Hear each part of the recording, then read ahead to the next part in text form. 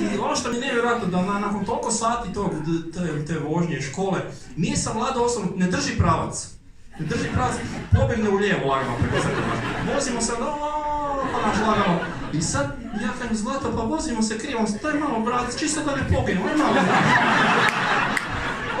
Aj malo u desno, pa pusti me tata, ja vozim kak ja sam naučio. I onda opet, ajde sine, brate, samo jedan trenutak ti više glupo mi govori.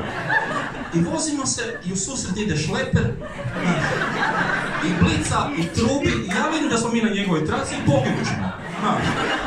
Poginut ćemo i ja si mislim, da li da mu kažem?